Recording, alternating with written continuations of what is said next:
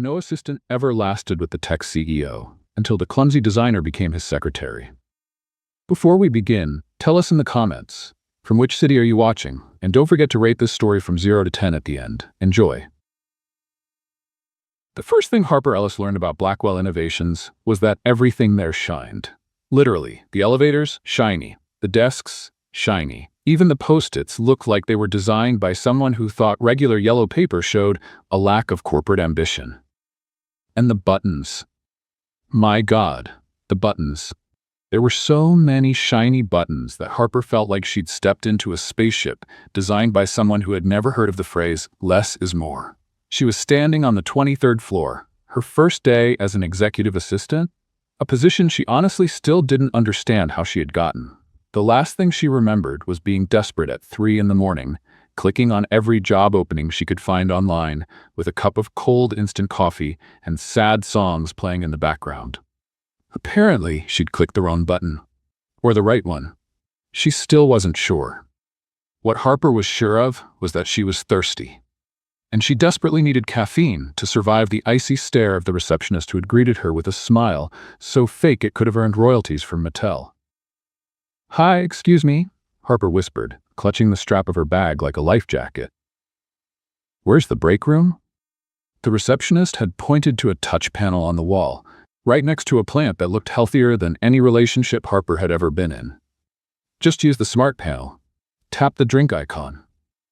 Smart Panel. Of course. Because a regular coffee maker would be far too humiliating for a billion-dollar company.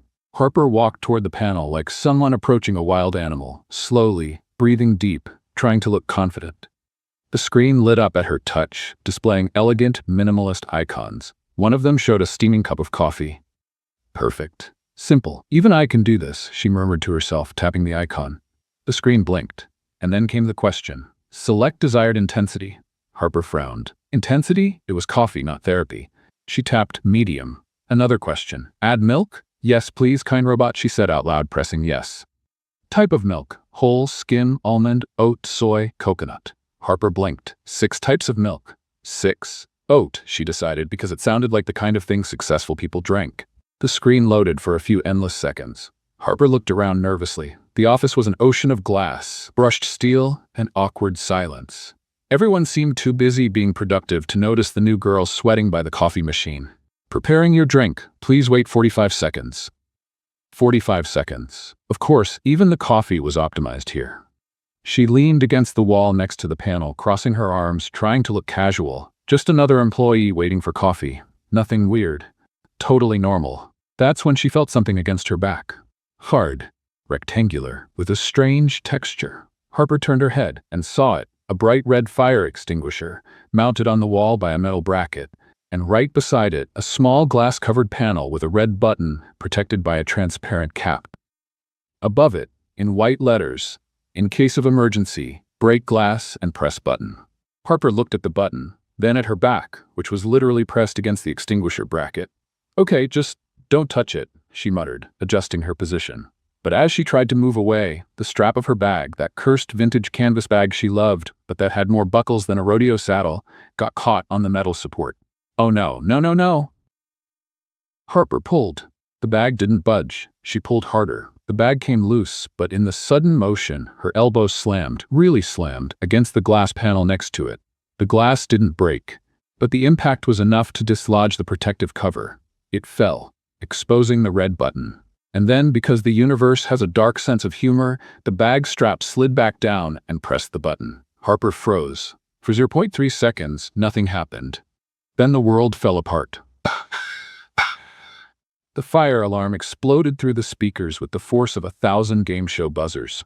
Red lights started flashing on the ceiling like NASA was about to launch a rocket. Harper's eyes widened, staring at the red button still pinned down by her bag. No, this is not happening. Attention! Evacuation protocol activated. All employees must leave the building immediately. The robotic voice echoed through the glass walls like a corporate apocalypse announcement. And then they started to appear. The engineers. One by one. Dozens of them. Coming out of meeting rooms, workstations, and futuristic nap pods. All wearing gray or black hoodies, headphones hanging around their necks, carrying North Face backpacks as if they were ready to climb Everest right after lunch. No one looked scared. Just annoyed. Very annoyed.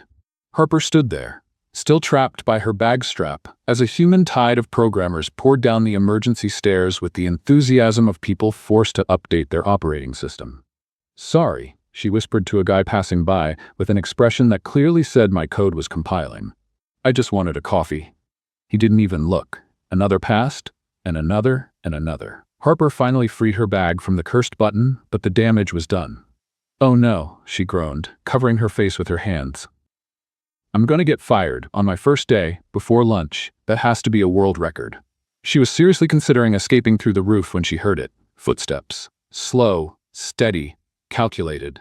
Harper looked up, and there he was. Noah Blackwell, CEO, founder, corporate urban legend. 33 years old and straight out of a Wired magazine cover. Dark hair perfectly messed up on purpose, a jawline sharp enough to cut binary code, and storm gray eyes that looked like they could audit your soul. He wore a white shirt with rolled-up sleeves, black slacks, and an expression that could be summed up in one word: control. Absolute. Cold. Unshakable.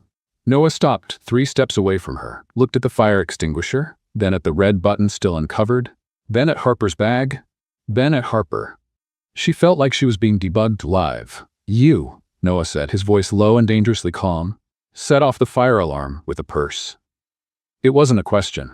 It was a statement that defied logic. Harper swallowed hard.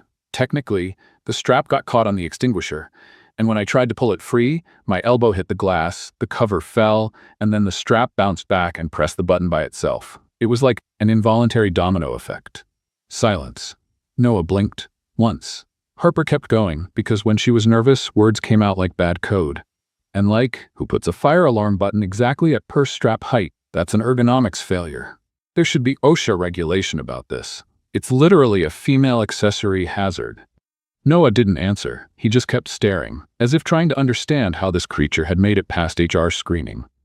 Harper took a deep breath. "Okay, this is it. The moment you say goodbye to a job you hadn't even started, the moment you go home, update LinkedIn, and cry while watching dog videos on your phone." But then something happened. Noah tilted his head slightly, like he was curious. "Did you read the onboarding manual?" Harper blinked. "There was a manual?" Another silence. Then Noah walked over to a digital panel on the wall, entered a 6-digit code, and the alarm stopped. The lights returned to normal. The chaos froze. He looked at her one more time, and Harper swore she saw something at the corner of his mouth. Not a smile, but something close. "You start again on Monday, 8 a.m., Noah said, already turning to leave. Harper blinked, confused. "Wait, I'm not fired?" Noah paused, turned his head slightly, just enough for her to see his profile lit by the office's cold light. "No," he replied. "But next time, pick a smaller bag." And he walked away. Harper stood there, alone, her heart pounding like she'd just escaped a shark attack.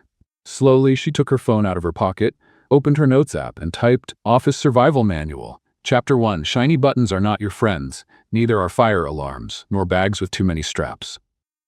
Down the hall, Noah Blackwell stepped into the elevator.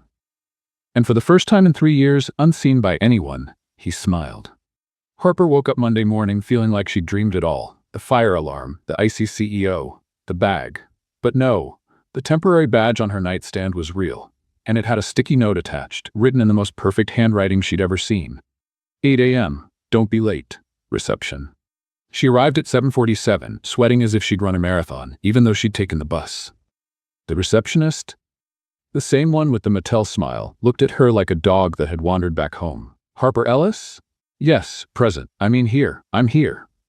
The woman typed something on the computer, frowned, typed more. The frown deepened. "Are you sure your name is Harper Ellis?"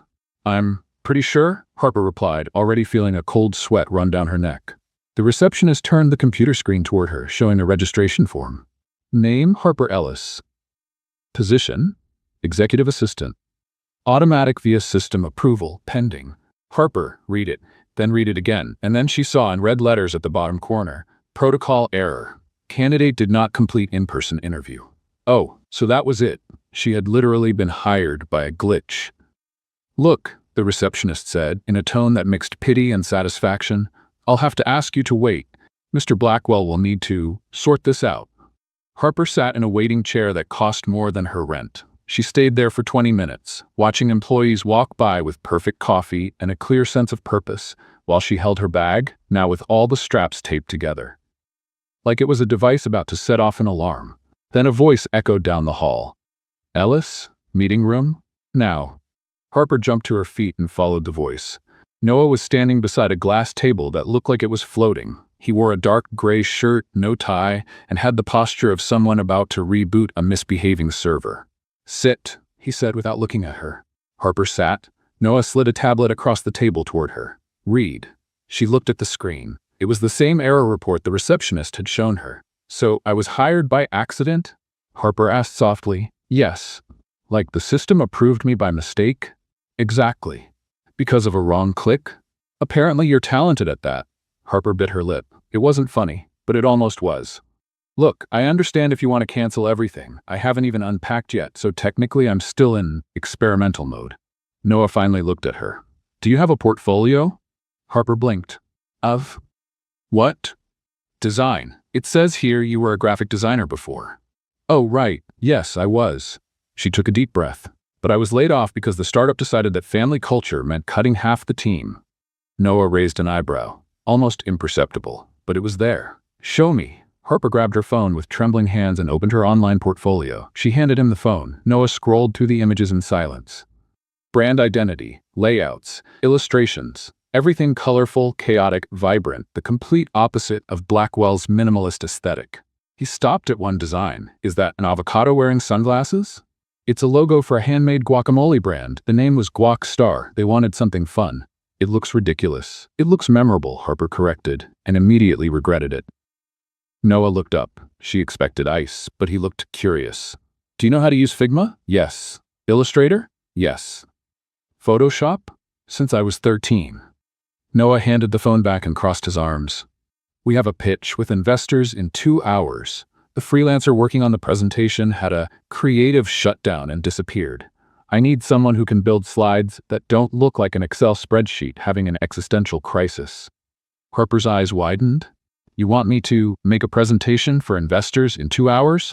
"No, I want you to build the slides. I'll do the presentation." "But I don't even know what the project is about." Noah slid a leather folder across the table. "Everything you need is here. Data, graphs, text. It just needs to look human." Harper opened the folder. It was 40 pages of pure corporate tech speak. Blockchain, generative AI, neural interfaces. It read like science fiction written by robots. "You have 2 hours, Noah repeated, already turning to leave. "Wait," Harper called, and he stopped. "If I do this, will you let me stay?" Noah looked over his shoulder. "If you do this well, I'll consider not firing you today." And he left. Harper was alone in the meeting room, holding a folder full of incomprehensible jargon and an unforgiving deadline. She opened the laptop they'd left for her, a MacBook that looked fresh out of the box and smelled like the future, took a deep breath and whispered, "Okay, universe. You want to test me? Let's go." And she began. 2 hours later, Noah walked into the meeting room with 3 investors in suits who looked like they'd stepped out of a Swiss watch commercial. Harper was standing beside the projector, slides ready, sweating like she had just climbed Everest in high heels. Noah looked at the screen and froze. The slides weren't minimalist, they weren't corporate, they were alive. Soft but vibrant colors, hand-drawn icons, graphs that looked like art, not tables. And in the corner of each slide, a small detail, a tiny illustration of a bird carrying a piece of code. One of the investors smiled. "This is refreshing." Noah looked at Harper. She shrugged nervously. "You said to make it look human." He didn't reply. But when the presentation started, Harper noticed something. He was using the slides exactly the way she had imagined, as if he had finally found a language that made sense. The meeting ended with handshakes, smiles. "Let's schedule the next phase." The investors left. Noah stayed. Harper too. He looked at her with that unreadable expression. "You stay." Harper blinked. "Stay? Temporarily." "Temporarily as in a week? As in until I decide otherwise." Harper felt her chest deflate with relief. But before she could celebrate, Noah added, "And take that tape off your bag. It looks like a last-minute fix." He walked out. Harper looked at the bag, the laptop, the slides still on the screen, and typed on her phone. Office Survival Manual. Chapter 2. Corporate coffee has no soul. Some bosses don't either. But sometimes they give you a chance. She was about to leave when she heard the receptionist's voice in the hallway. "Harper Ellis, you have a call from internal audit." Harper froze. Audit? The word audit had the same effect on Harper as "we need to talk" from a crush. Instant panic and a strong urge to disappear. But it wasn't audit. It was worse. It was onboarding. The receptionist handed Harper a blue folder with the Blackwell logo embossed in gold.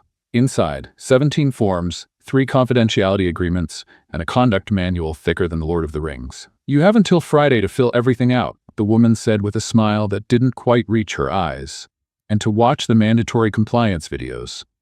How many videos? 12. 12? And a quiz at the end. You need 80% to pass.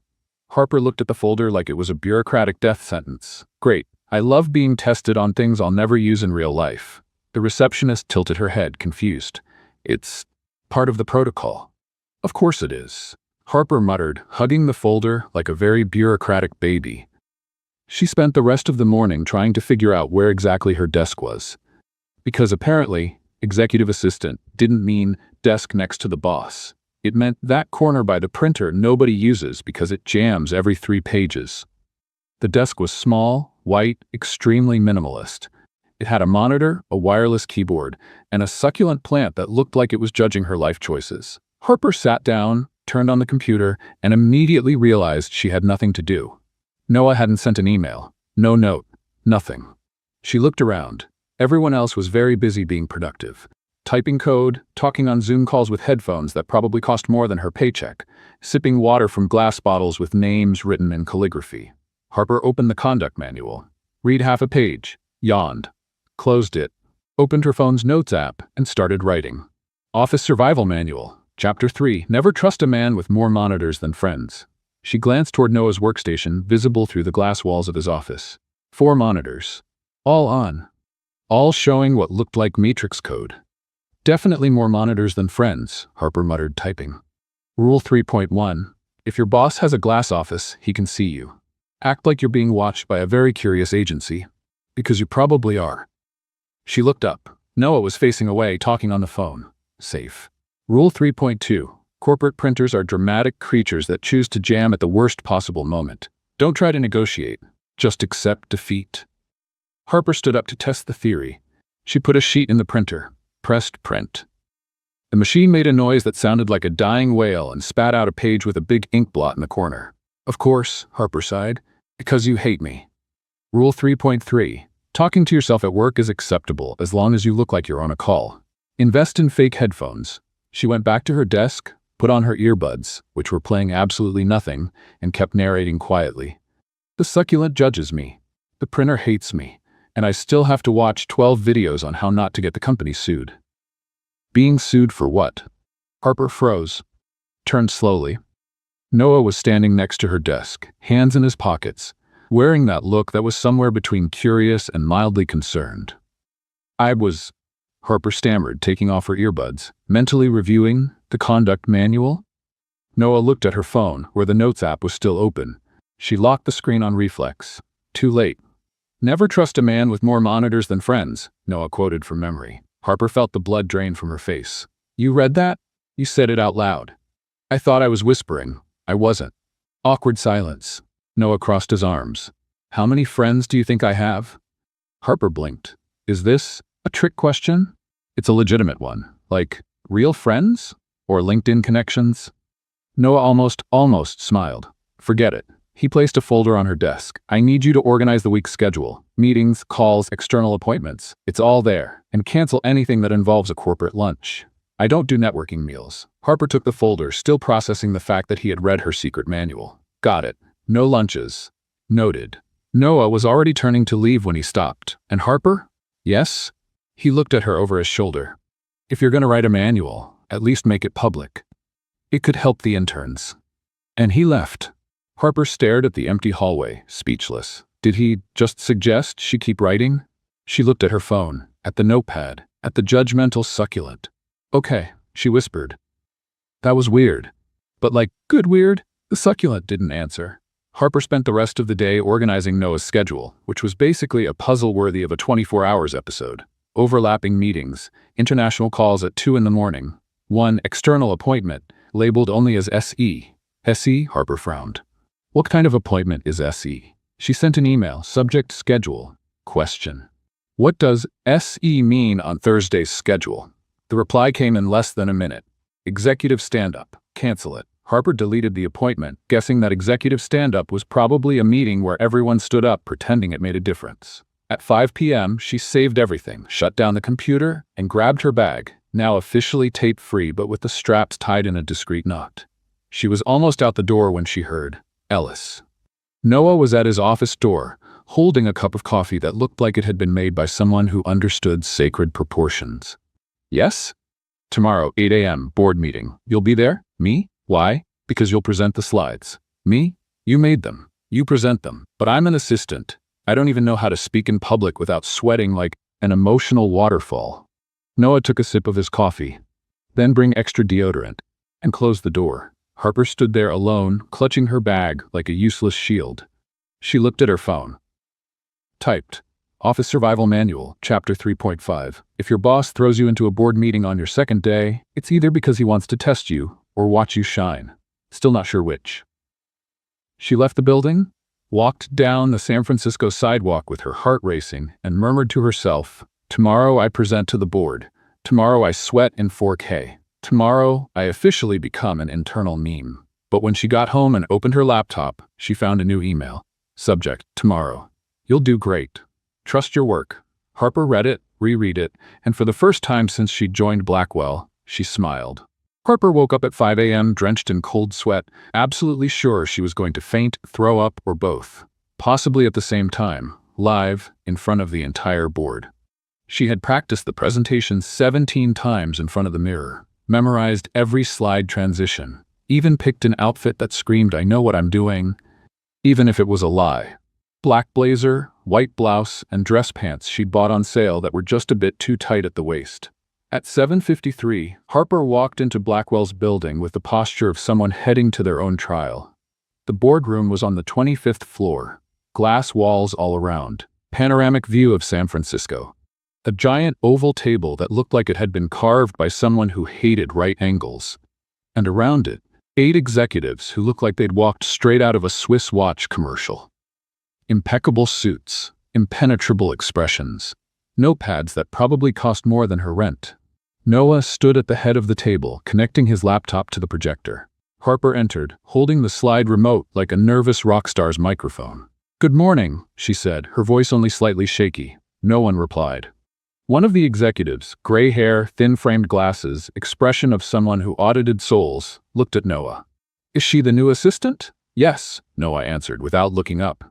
"And she's presenting?" "She is." The man raised an eyebrow, as if Noah had just suggested a golden retriever run the meeting. Harper's stomach did a full acrobatic flip. Noah finally looked at her. "Ready?" "No, absolutely not. Not even close." "Yes," Harper lied. "Then start." He sat down. Harper stood there, alone, in front of 8 corporate titans who probably tamed startups before breakfast. She took a deep breath and pressed the remote button. The first slide appeared, a colorful illustration of a neural network connecting tiny birds made of code. "Good morning," Harper began, her voice steady. "My name is Harper, and today I'll talk about how Blackwell is humanizing artificial intelligence without losing technical efficiency." Silence. One of the executives, a woman with short platinum hair and flawless red lipstick, tilted her head. "Humanizing AI, isn't that contradictory?" Harper smiled. Small, nervous, but she smiled. "Only if you think humans and efficiency are opposites. And well, have you ever seen Excel? Clearly we're not." One of the executives let out a small laugh. Noah didn't move, but Harper swore she saw the corner of his mouth twitch. She clicked to the next slide. "The idea is simple, to create an interface that doesn't require users to think like machines. Because let's be honest, most people can barely remember their email passwords." Another laugh, louder this time. Harper relaxed, just a little.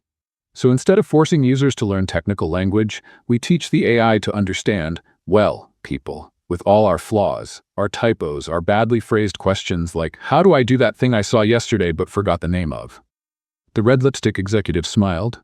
"You're describing adaptive contextual search?" "Exactly," Harper said, clicking to the next slide. Just without the jargon that makes everyone pretend they understood in the meeting. Genuine laughter now. Harper was finding her rhythm. The slides flowed. The executives asked questions. She answered with clarity, humor, and a disarming honesty no one expected. Until the final slide, and the remote froze. Harper pressed the button. Nothing. Pressed again. Still nothing. She looked down. The little red light was off. Dead battery. Oh no, she muttered. Noah stood up, ready to take over.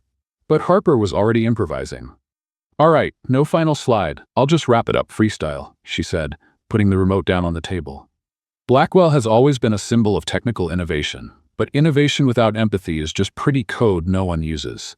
We want to be indispensable, not in a weird way, in the good way, like that app you open every day because it actually makes your life easier, you know?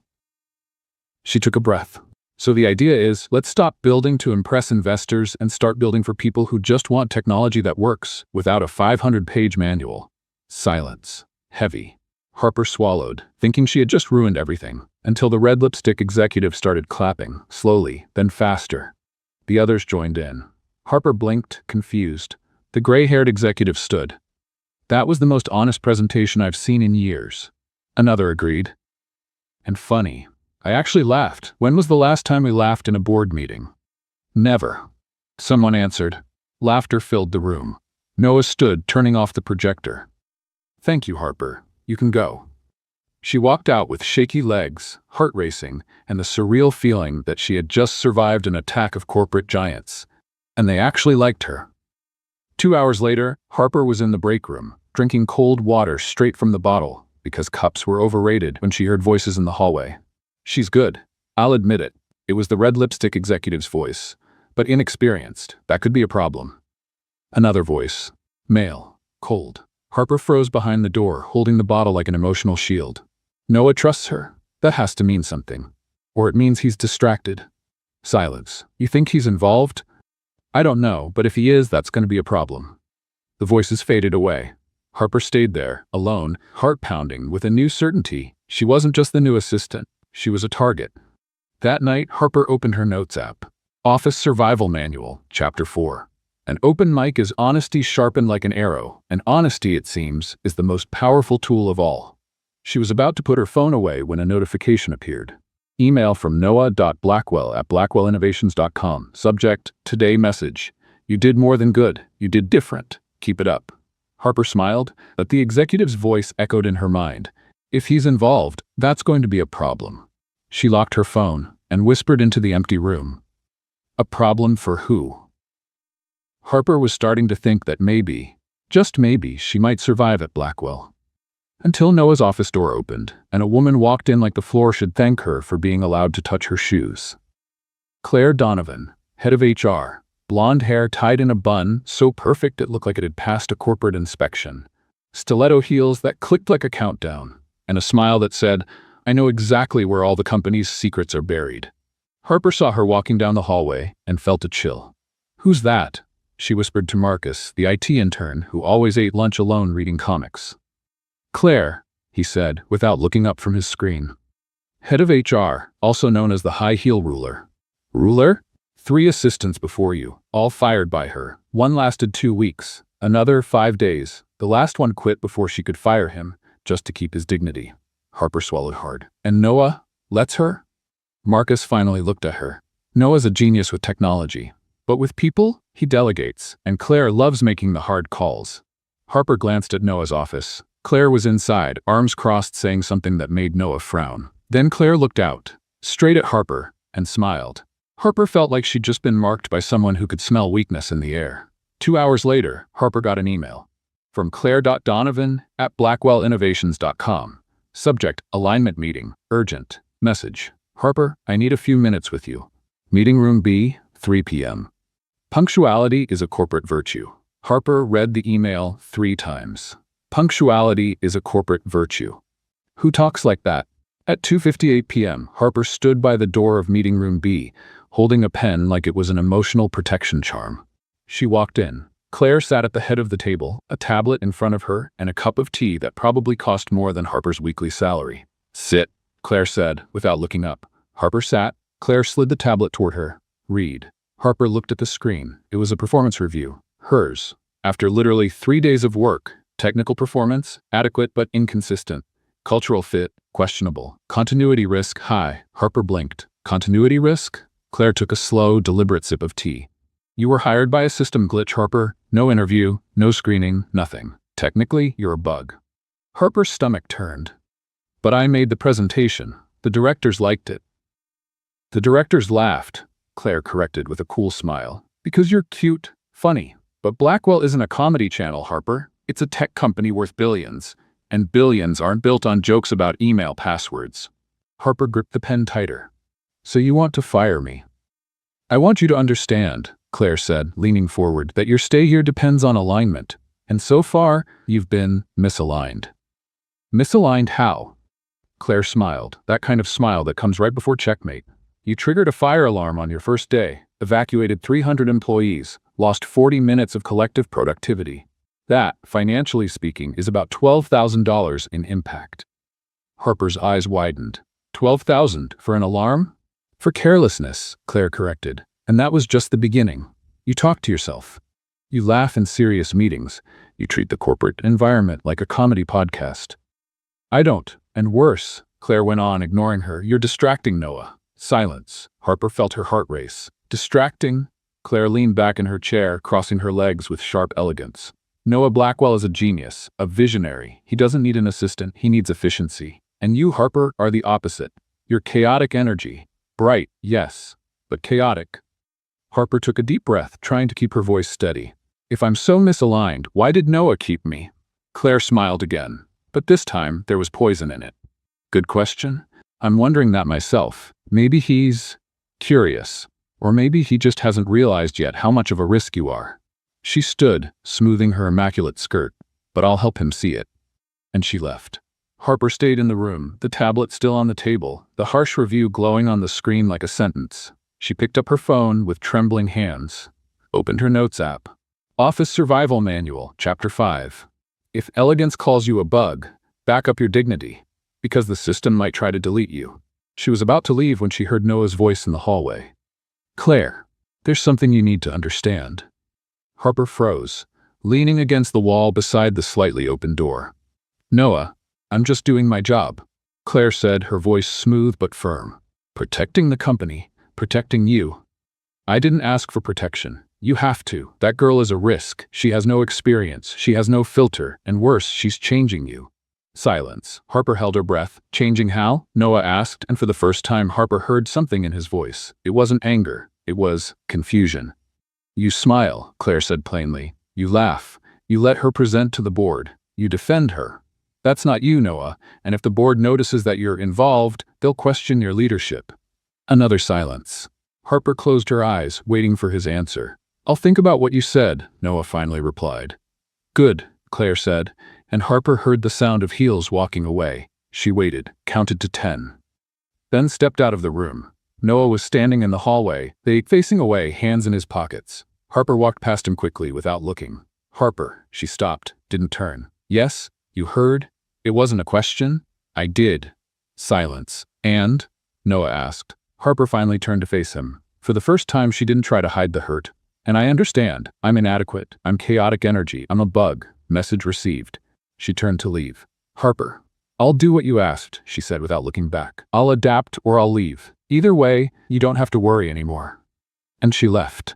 Noah stayed alone in the hallway, with a strange feeling that he had just lost something he didn't even know he had. That night, Harper didn't write in her manual. She just stared at the blank screen and whispered, maybe Claire's right? Maybe I don't belong here. And for the first time since she joined Blackwell, she thought about giving up.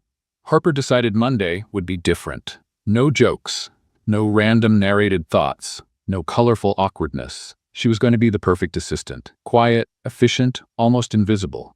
Ultra-professional mode, activated, but still on minimum wage. She arrived at 7:55 wearing black blouse, black pants, even the bag was black, with no treacherous straps this time. She sat down, turned on the computer, and started working in total silence.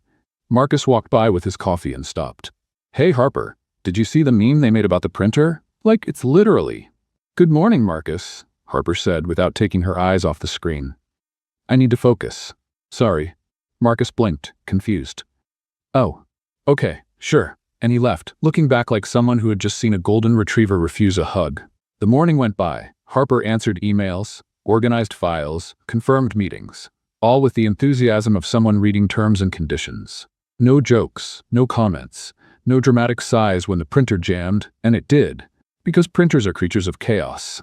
At noon, Harper ate lunch alone in the break room, a salad that tasted like green regret, while scrolling through her phone without really seeing anything. Harper? She looked up. It was Priya from the design team, curly hair tied with a pencil, always smiling. "Hi," Harper said flatly. "We're ordering pizza. Want to split it?" "No, thank you. I already had lunch." Priya looked at the sad salad. "That's not lunch. That's a culinary punishment." Harper almost smiled. "Almost. I'm fine, but thanks." Priya hesitated, as if she wanted to say something, but just nodded and left. Harper went back to her desk, opened a spreadsheet, started filling in the data Noah had asked for. Numbers, dates, nothing that required creativity or soul. Perfect. At 3 in the afternoon, Noah came out of his office and stopped by Harper's desk. She kept typing. "Harper."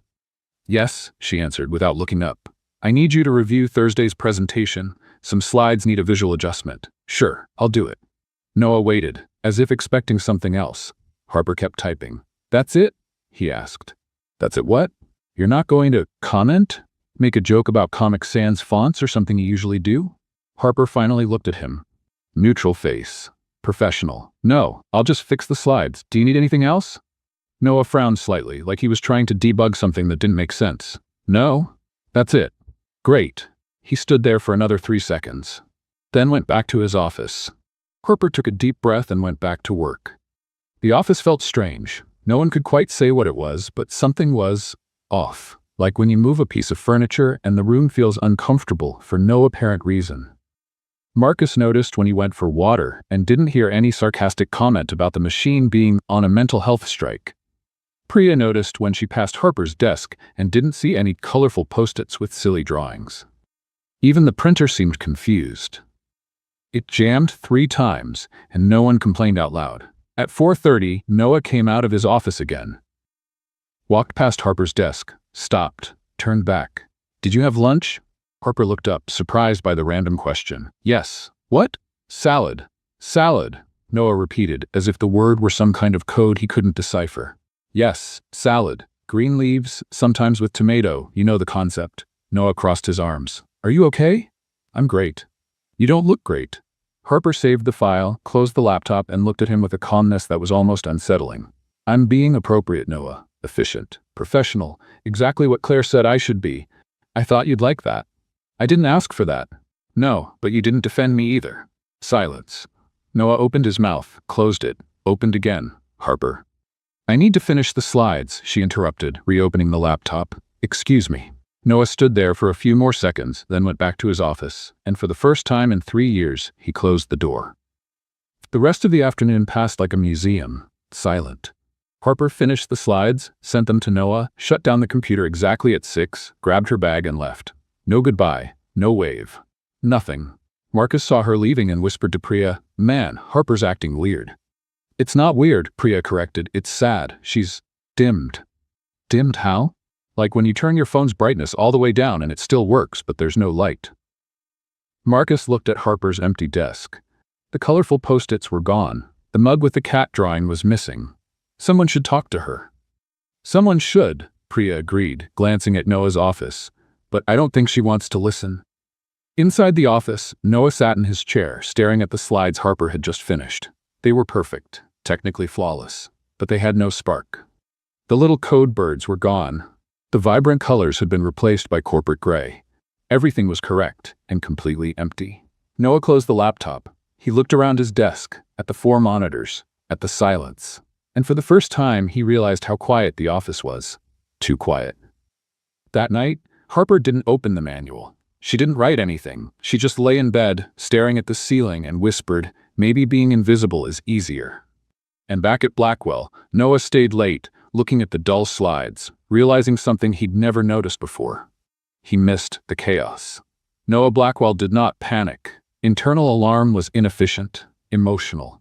Something for people who didn't have 3 contingency plans and a backup for the backup. But at 8:37 on a Thursday morning, staring at a conference room full of Japanese investors who had flown 14 hours to watch a presentation falling apart live, Noah was Concerned.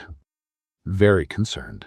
The problem started when the freelance designer, the one who was supposed to fix the slides, sent a message at 8:15. Sorry, had a creative block. Can't work with corporations anymore. Moving to Bali to paint sunsets. Good luck with the presentation. Namaste. Noah read the message 3 times, as if repetition might change it. It didn't. Now he was standing in front of 5 very polite, very wealthy, and very impatient investors, with slides that looked like they'd been made by someone who hated both design and humanity. White background, black text, 0 images, Times New Roman, size 12. One of the investors, Mr. Takashi, perfectly groomed gray hair, wearing a suit that probably cost more than a car, tilted his head politely. Mr. Blackwell, forgive my frankness, but these slides look like a tax document. Noah opened his mouth, then closed it, because the man was absolutely right. There was a technical issue, Noah began carefully, but the proposal remains solid. Let me explain. Perhaps, another investor interrupted, smiling gently but sharply, it would be better to reschedule when the presentation is complete. Translation: this is a disaster, and we're not investing millions in something that looks like a tax return. Noah felt something rare and unsettling, a tightness in his chest. That's when the door opened. And Harper walked in. Not slowly, not quietly. She came in like someone who had just run 3 blocks, because Marcus had texted her, crisis in room 3, Noah frozen, SOS. Hair slightly messy, breathing fast, holding a laptop like it was the Ark of the Covenant. Sorry I'm late, Harper panted, closing the door behind her. I heard there was a technical problem. Noah looked at her, then at the investors, then back at her. Harper, this isn't the time. It's exactly the time, she interrupted, already connecting her laptop to the projector with the speed of someone who'd done this under pressure before. Because I'm guessing the current slides look like a corporate termination report. Mr. Takashi let out a restrained laugh. Harper looked at him, surprised. Wait, did I get that right? Completely, the investor replied, smiling. Harper took a deep breath, typed something quickly, and the slides changed. And they weren't the dull slides she had made the week before. They were new, vibrant colors, minimalist but expressive illustrations, charts that told stories instead of just showing numbers. And in the corner of every slide, back again, the little code bird. Noah looked at the screen, then at Harper. When did you do this? Last night, Harper answered without looking at him. Because I knew the freelancer would crash. He posted a picture on Instagram at 3 a.m. with the caption, "Capitalism limits me." So I made a backup. Because backups are life. Noah almost smiled. Almost. Can you present it? He asked quietly. Harper froze. Me? But they're your investors. And they're your slides. She looked at the 5 men in suits who looked like they'd walked out of a business anime, all watching her with polite curiosity. Okay, Harper whispered, but if I start sweating, pretend it's a special effect. She turned to the investors, took a deep breath, and began. Good morning. My name is Harper, and I'll be honest, this presentation almost became a disaster, like full cinematic shipwreck level. But the difference is, we have lifeboats, and the lifeboat is this idea. Mr. Takashi leaned forward, intrigued. Harper clicked to the next slide. Blackwell has always been about technical innovation, but innovation without application is just expensive engineering no one uses. Like those gadgets you buy, use once, and forget in a drawer. Laughter. So the proposal is simple. Create technology people actually want to use, not because it's impressive, but because it makes their lives easier in a way that makes sense. She moved to a slide with a chart. Look at these numbers. AI adoption rate in companies, 34%. You know why? Because 66% of people think it's too complicated, so they go back to Excel, which is like 40 years old and ugly. More laughter. Noah watched from the wall, arms crossed, and for the first time in days, something inside him relaxed. Harper was back. Not the muted version, not the proper version, the real one. She went on for 15 minutes, answered questions, made jokes about confusing interfaces, compared artificial intelligence to that super smart friend who can't explain anything without using jargon. And when she finished, the 5 investors applauded. Not that polite, thanks for trying applause, a real one. Mr. Takashi stood, reaching out his hand to Harper. That was the most honest presentation I've seen in years.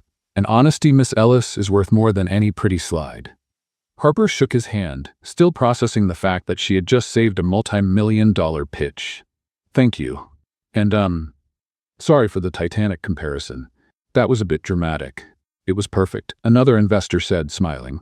They left, talking among themselves in Japanese, but with expressions that clearly said, "We're investing." The door closed. Harper and Noah were left alone in the room.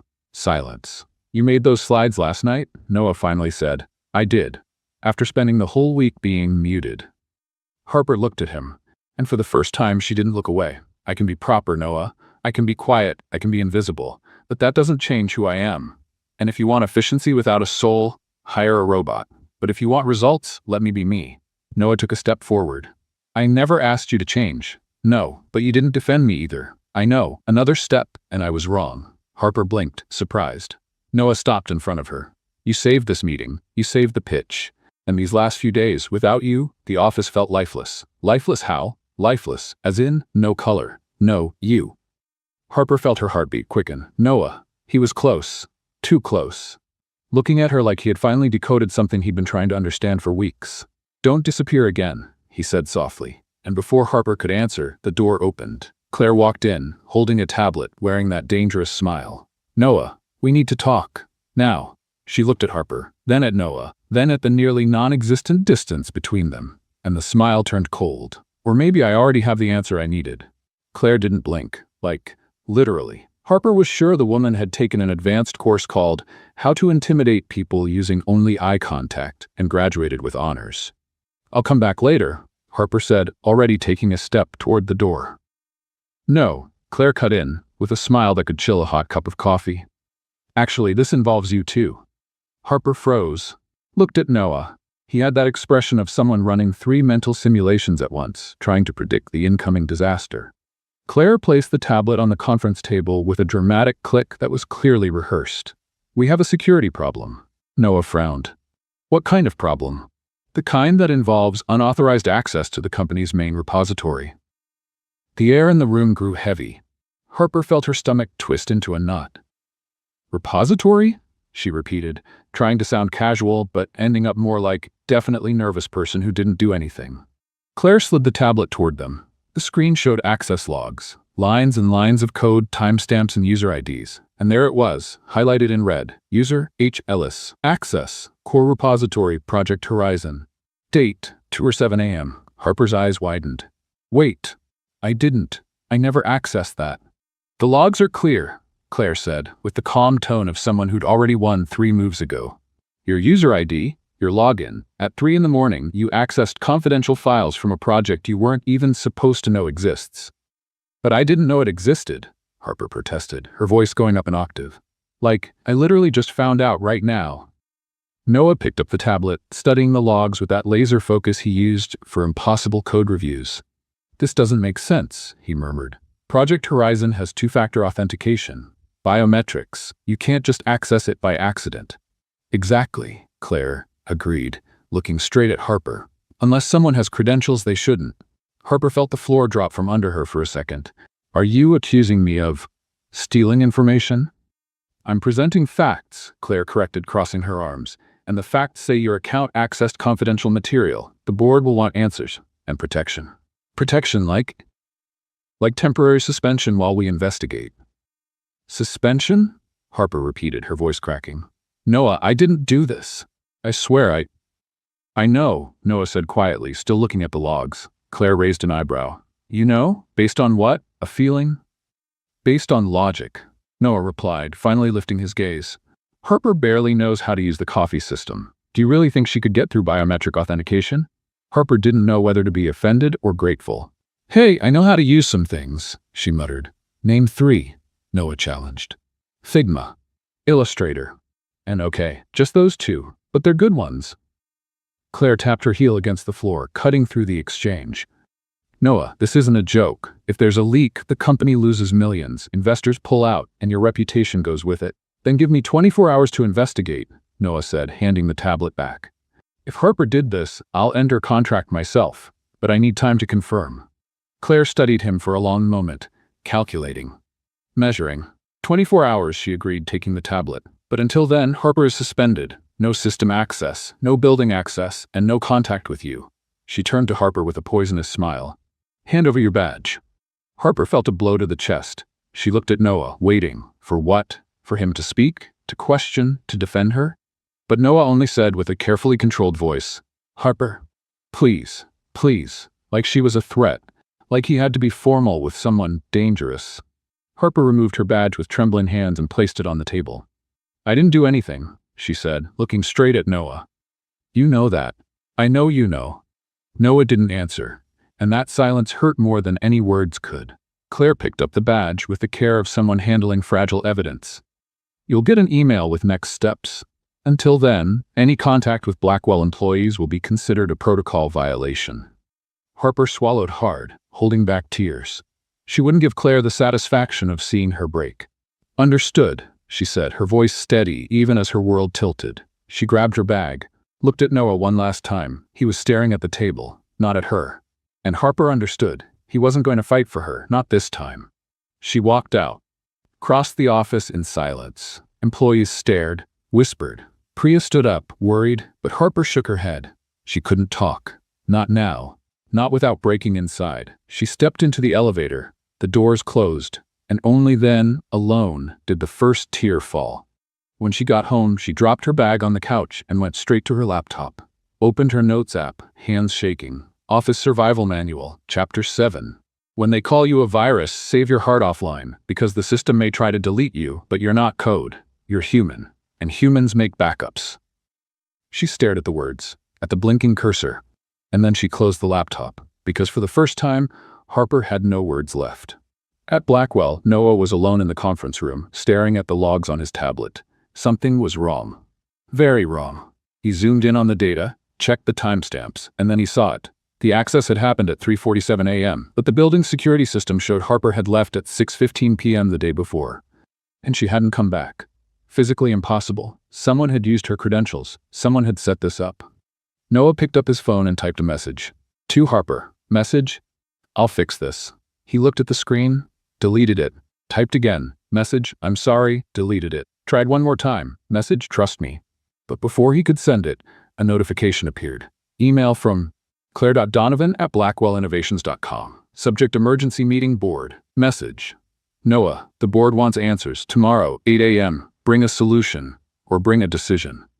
Noah locked his phone. He looked at Harper's badge, still on the table.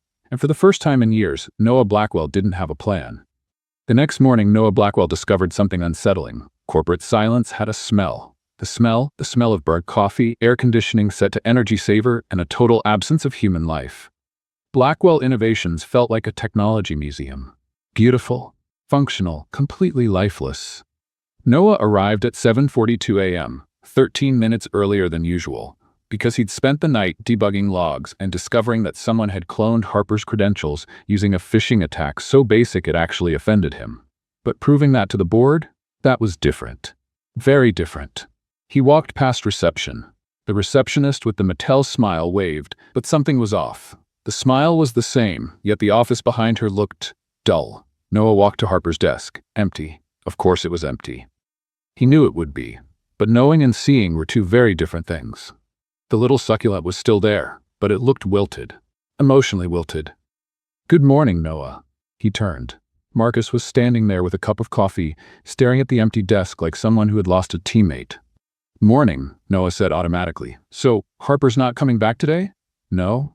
"Tomorrow then?" "I don't know." Marcus looked down at his coffee, then back at Noah. "The office feels weird without her."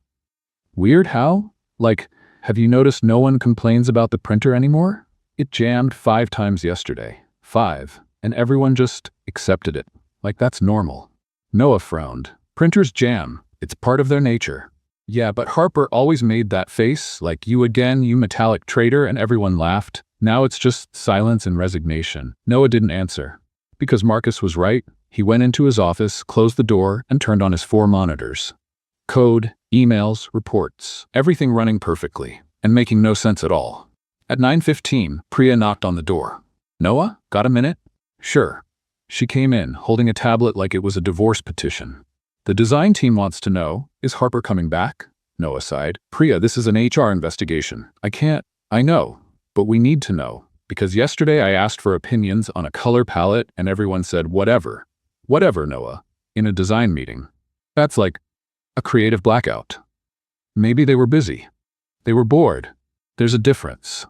Noah looked at her. Priya had that expression people get when they're balancing a motivational speech and a mass resignation. Look, she continued, I understand protocol. I understand investigations. But Harper made this place more human. And now it feels like we've gone back to being corporate robots programmed to say synergy without feeling anything. Priya? You miss her, she interrupted. It wasn't a question, it was a statement. Noah didn't reply. Priya nodded, like that's what I thought, and left. At 11:30, Noah went for coffee. The machine worked perfectly. Coffee at the right temperature, foam at the perfect consistency. No alarms, no errors, no chaos. He looked at the cup and realized he hated perfect coffee. That afternoon, Noah reviewed the slides for the board meeting. The ones Harper had made, the colorful ones full of life with the little code birds. He zoomed in on one of the drawings, a tiny bird carrying a line of HTML, and he smiled, alone, in the empty room, smiling at a slide like it was a family photo. That's kind of sad, he muttered to himself, but he didn't look away. At 5 p.m., Noah turned off the monitors, picked up the folder with the evidence he'd gathered, logs, timestamps, forensic analysis proving Harper was a victim, not guilty. Tomorrow he'd present it all. Tomorrow he'd fix it. But today, he just wanted to hear Harper complain about the printer. He walked past her desk again. The little succulent looked even sadder. Me too, Noah said to the plant. The plant didn't answer, obviously. But Marcus, who was walking by, heard him. Did you just talk to a plant? Noah looked at him, serious, unmoved. No, Noah, I literally heard you. You heard wrong. You said me too to a succulent. Emergency meeting. I have to go. Noah left before Marcus could process the level of denial. When he got home, Noah did something he hadn't done in 3 years. He picked up his phone and scrolled through Instagram with no productive reason. He found Harper's profile. Last post 2 days ago. A photo of coffee with a cat drawn in the foam. Caption, when even the barista has more artistic talent than you, but you drink it anyway because caffeine pride. 17 likes, 3 comments, all from friends making jokes. Noah clicked like, instant regret, tried to unlike, clicked wrong, liked it again, froze, gave up, threw the phone on the couch like it was on fire. This is ridiculous, he said to the empty apartment. The apartment wisely didn't answer. Noah opened his laptop, went straight to the folder Project Horizon, the files Harper had supposedly taken without permission. He knew she hadn't done it, he had known from the start. But the investigation required protocol, required time, and in the meantime, Harper was alone, suspended, accused of something she'd never do. Noah closed the laptop, picked up his phone again, opened the chat with Harper. The last message was his, unsent, trust me. He typed, I found the proof, it ends tomorrow. Looked at it, deleted it, typed again, you were right, about everything. Deleted it, tried once more. The succulent is wilting, I think it misses you, I do too. He stared at the screen, finger hovering over the send button. Then a notification popped up. Email from Claire.Donovan@Blackwell Innovation. Subject, update, investigation. Message, Noah, the board reviewed the logs. Decision, termination of Harper Ellis, effective immediately. No appeal possible. We must protect the company. You understand. Noah read it, read it again, and something inside him cracked. He grabbed his keys, the folder with the evidence, and left. Because protocol could wait. Harper couldn't. At her place, Harper was lying on the couch watching crochet tutorials on YouTube. Because when your life falls apart, at least you can make an ugly scarf. When the intercom buzzed, she ignored it. It buzzed again. Go away, universe, I'm in silent mode, she muttered. It buzzed a third time. Harper groaned, got up and pressed the button. Hello? Silence on the other end. Then, Harper, it's me. She froze. Because that voice, it was Noah. Harper had 3 options. 1, pretend she wasn't home. 2, ask through the intercom, do you really have the nerve to be here? Or 3, open the door and risk doing something extremely impulsive, like crying. Or worse, forgiving. She chose option 4, open the door looking perfectly fine, even while wearing flannel pajamas covered with dancing tacos. Noah stood in the hallway, holding a brown folder, with that expression somewhere between, I fixed everything and please don't throw a shoe at me with your eyes. Hi, he said. Hi, Harper replied, folding her arms. Nice folder, very corporate, 5 stars. Noah looked at the folder as if he'd forgotten he was holding it. Can I come in? Depends. Did you come to fire me in person? Because if so, I'd rather get it by email. Less awkward. I came to show you this, he said, lifting the folder, and to apologize. Harper blinked. Apologize as in sorry for existing or sorry I messed everything up? The second one? Oh, that's new. She opened the door. Noah stepped inside, looking around the small apartment, cozy, full of life. Indie movie posters, plants, alive ones, unlike the office succulent, and a stack of sketchbooks piled on the coffee table. You live alone? Noah asked. No, I share the place with 3 imaginary cats. Of course I live alone. Sit down. He sat on the couch. Harper stayed standing because sitting near him seemed emotionally dangerous. Noah opened the folder and pulled out a stack of printed papers, logs, analyses, charts that looked straight out of a tech crime show. This, he began, pointing at a timestamp, proves you weren't in the building when the access happened. The security system shows you left at 6:15 p.m. The access was at 3:47 a.m. Physically impossible. Harper looked at the papers, then at him. You investigated. Of course I did. But Claire said. Claire was wrong, Noah interrupted, with a firmness Harper had never heard from him before. Or she was being malicious. I'm still deciding which is worse. Harper slowly sat down, processing. So, I'm not getting fired? You were never supposed to be suspended. But the board? They'll hear the truth tomorrow, with proof. And if they don't accept it, I'll quit. Harper's eyes widened. You can't quit your own company. I can. And I will, if I have to. Noah, that's a little extreme. It's logical, he corrected. You were accused of something you didn't do. I let it happen, and that was the dumbest thing I've ever done. And I once tried to program an algorithm to predict memes. Harper let out a small, wet laugh. You tried to predict memes? Total failure. The algorithm thought Gangnam Style would last 3 weeks. She laughed for real now, and Noah smiled, that rare kind of smile that seemed to take physical effort. I missed you, he said suddenly. Serious, unfiltered. Harper stopped laughing. Missed me as in productivity dropped or as in the office felt lifeless without you, Noah said. As in I spent 2 days talking to a plant. As in I accidentally liked your Instagram photo and had an existential crisis. Harper blinked. You follow me on Instagram? Is that relevant right now? Very. Noah ran a hand through his hair, clearly uncomfortable. I follow you, and I liked the photo of the cat and the coffee, and I couldn't undo the like. And now you know. Happy? Harper was trying really hard not to smile. You panicked over a like? You don't get it. I never like anything. My Instagram is like a frozen museum. Then I liked your photo and thought, what if she finds it weird? Or what if she realizes I watch her stories? And, you watch my stories? Silence. Noah closed his eyes. I'm gonna stop talking now. No, please continue. This is amazing. Harper, you saw the dancing taco one. I did. And what did you think? Questionable, but effective. Harper burst out laughing. A real warm laugh that filled the air. Noah watched her and something inside him relaxed. I was wrong, he said when she finally caught her breath. Not defending you. Letting Claire push you out. Not going after you sooner. You're going after me now, Harper pointed out, because I'm emotionally slow. Like, dial-up internet of feelings. Dial-up? Really? You're 33, not 80. I'm old inside. You're complicated inside. There's a difference. Noah looked at her, really looked, and Harper felt that dangerous warmth rise in her chest. I don't want you back as my assistant, he said. Her heart dropped. Oh, I see. You want me to. I want you back as creative director. Harper froze. What? Blackwell needs someone who can make technology feel human, who can translate complex ideas for real people, who can design slides with little birds and save meetings with honesty, and that person is you. Noah, I don't have the experience, you have talent, courage, and something no one else here has. You make people feel. Harper opened her mouth, closed it again. That sounded kind of romantic. It was professional. It was romantic disguised as professional. Harper, you like me? She accused, pointing a finger. Like me. Noah didn't answer, but his ears turned red. Oh my God, you're blushing, Harper exclaimed. Noah Blackwell, Mr. Serious, is blushing. I'm not. Your ears are like red warning lights. That's scientifically exaggerated. You like me. Noah stood too, and suddenly they were very, very close. And what if I do? He asked quietly. Harper felt the ground shift beneath her. Then, we have a problem. Why? Because I like you too, a lot. And that's terrible for the standard corporate manual.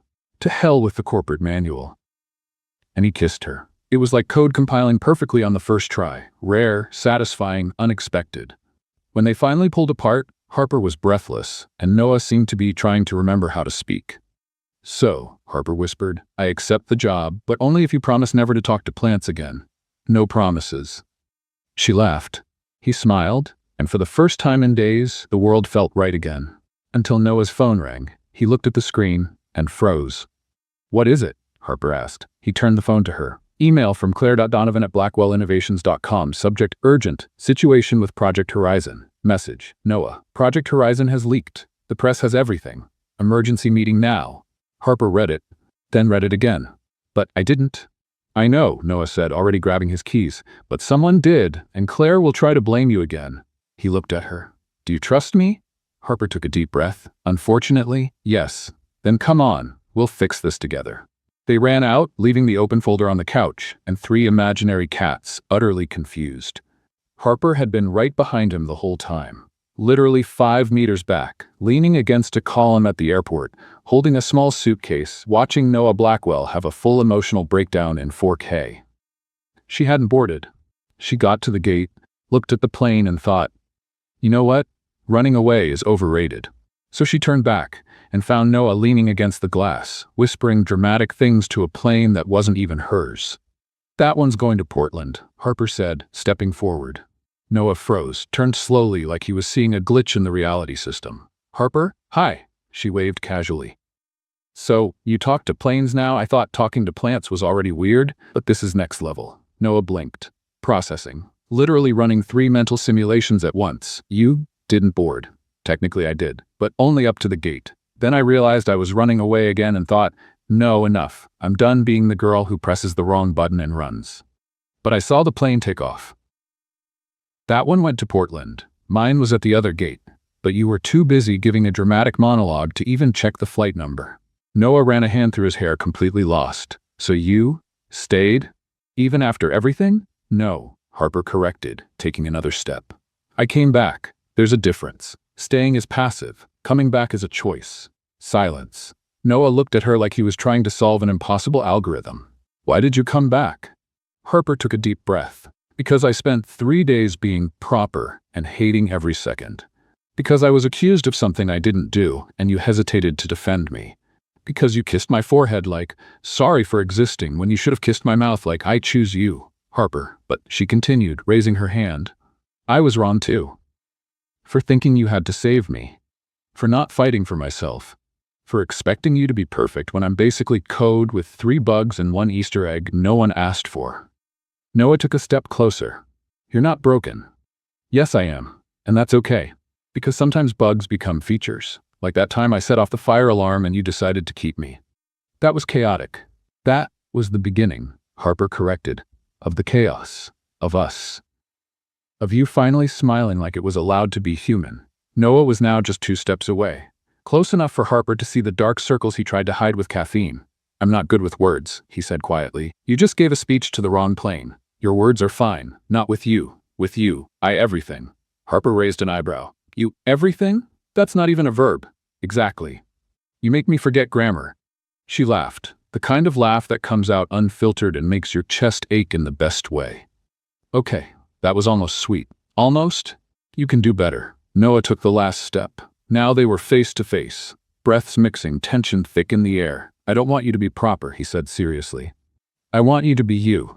The girl who talks to herself, who draws little birds on corporate slides, who turned a building evacuation into an office legend." "Go on," Harper whispered, smiling. "The girl who made me laugh for the first time in 3 years, who made the office feel alive, who made me feel alive." "Noah, I love you," he said. Simple, direct, no tech metaphor. Harper felt her heart race like an overloaded server. "You sure about that?"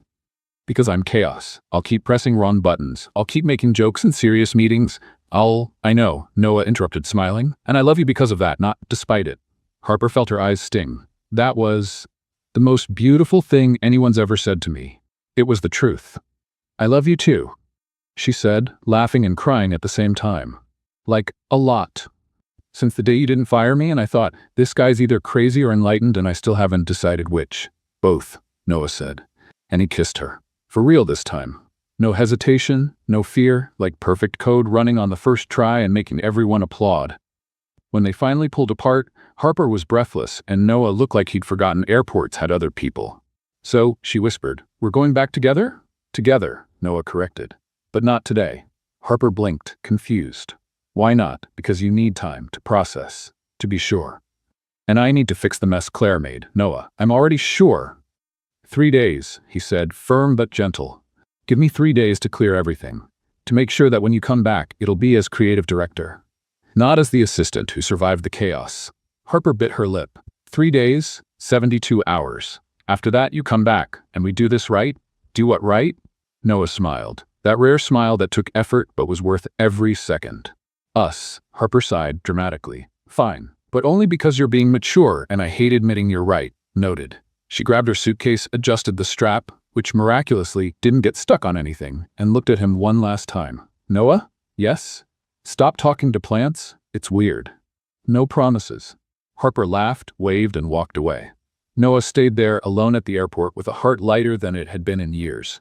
He picked up his phone and opened his notes app. For the first time, he typed, Emotional Survival Manual. Chapter 1. Not every crash needs a restart. Sometimes you just cool the processor and try again, with the right person. He looked at the words, smiled, and sent them to Harper. The reply came 5 seconds later. Did you just write a manual? I taught you well. Noah laughed to himself, right there in the middle of the airport, completely in love. And for the first time in his life, he didn't care one bit. 3 days, 72 hours, and then everything would change. But at Blackwell Innovations, Claire Donovan stared at her computer screen with a cold smile, because she had a plan, and 3 days was enough to execute it. 3 months later, Harper Ellis stood on stage at the biggest tech event in San Francisco, wearing a blazer that cost half her salary and holding a microphone like it was some kind of anti-anxiety superpower device. The difference, this time, she wanted to be there. The auditorium was packed. 500 people. Investors, journalists, tech influencers who measured success by followers and photogenic lattes. And in the back, leaning against the wall with his arms crossed and that almost smile that required emotional effort, was Noah. He gave her a small wave. Subtle. Like, you've got this, but if you need me, I'll come up there. Harper took a deep breath and turned on the mic. Hi. My name is Harper Ellis, and 3 months ago I set off a fire alarm with my bag. Immediate laughter, like full evacuation. 300 people, sirens, polite chaos. And the company's CEO looked at me like, you're a human bug, and I thought, well, it was nice while it lasted. More laughter. Harper relaxed, just a little. But he didn't fire me. He gave me a chance. And then another. And then I got accused of accessing information that wasn't mine, was suspended, and almost left the state. The audience fell silent, tense. But then I realized something, Harper continued, walking across the stage. Running away is easy, like super easy. You buy a ticket, pack a suitcase, post a dramatic photo on Instagram with a caption like New Beginnings, and everyone likes it. But you know what's hard? Coming back, looking at the mess you left and saying, no, I'm going to fix this. She stopped at center stage. So I came back, and today, 3 months later, I'm here to present something we built together. Something that almost didn't exist. Because I almost gave up. Because he almost gave up. Harper looked at Noah. He was serious, but his eyes were shining. Everyone, this is the Harper Initiative. The giant screen behind her lit up. There it was, the logo. A little bird made of code carrying a glowing light bulb. Simple. Colorful. Alive. The Harper Initiative, where creativity leads. The audience applauded. Harper waited for the silence to return. The idea is simple, she explained. Technology doesn't have to be cold. It doesn't have to be complicated. It doesn't have to make you feel small just because you don't understand a 500-page manual. She clicked the remote. The next slide showed screenshots of real user complaints about confusing interfaces. Why do I need 3 clicks to do something that should be 1 button? Harper read aloud. I have a master's degree and still can't set this up. Nervous laughter. Exactly, Harper nodded. We build amazing technology, but if no one can use it, what's the point?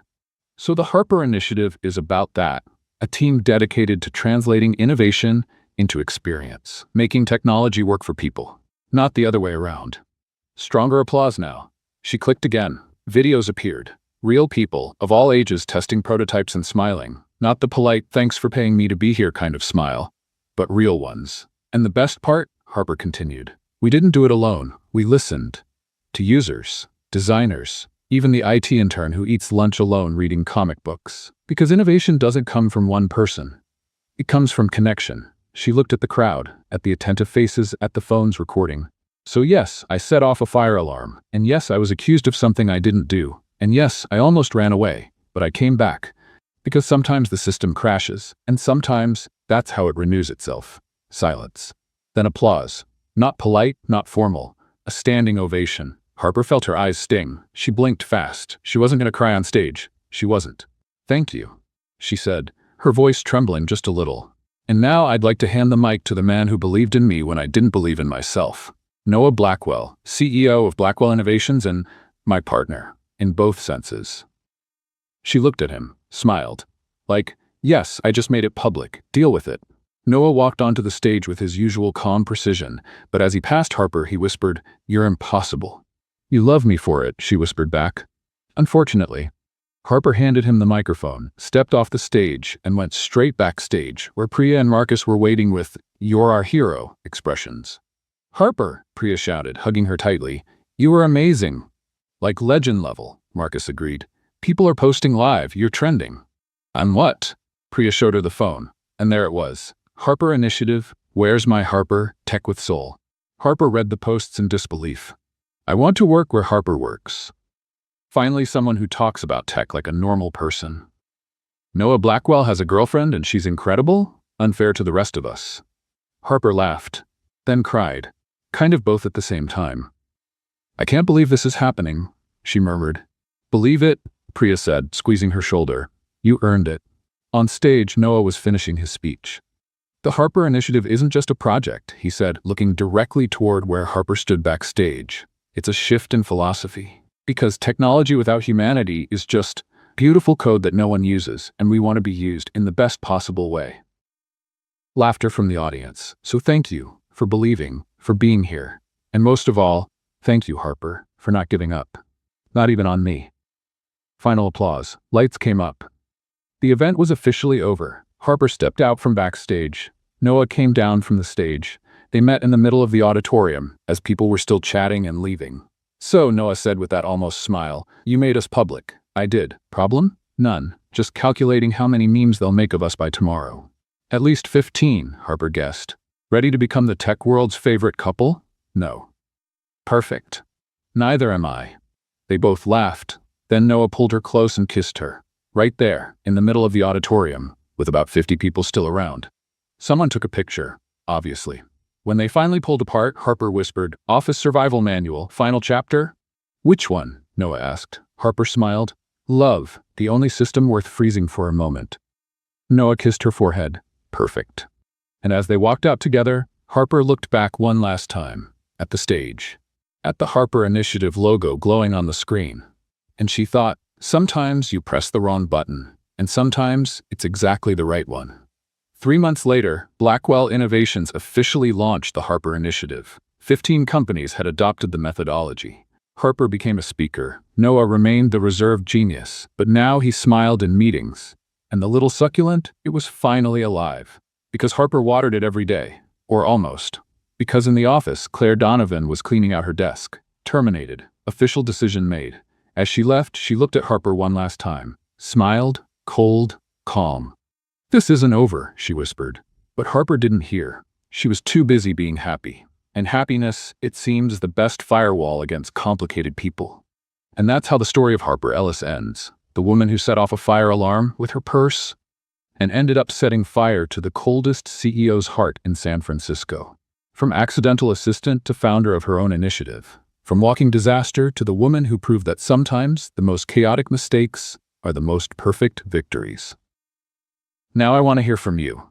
What did you think of Harper and Noah's journey? Were you rooting for them since the fire alarm? Or do you think Noah should have fired her on day one? And Claire Donovan, that final line, "This isn't over." Do you think she deserves her own story? Or should she stay in the past where she belongs? Share your thoughts in the comments. I'd love to know your favorite moment in this story. Now, the million-dollar question. On a scale from 0 to 10, what's your rating for this story? 0 for didn't even finish it? Or 10 for I'm ready to tattoo Harper and Noah on my arm? Leave your comment below. And if your score was 7 or higher, you know what that means. It's the universe's sign that you should subscribe to the channel.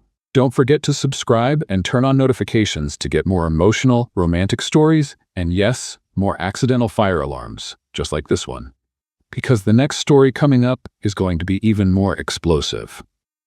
See you in the next one, and remember, sometimes you press the wrong button and discover it was exactly the right one.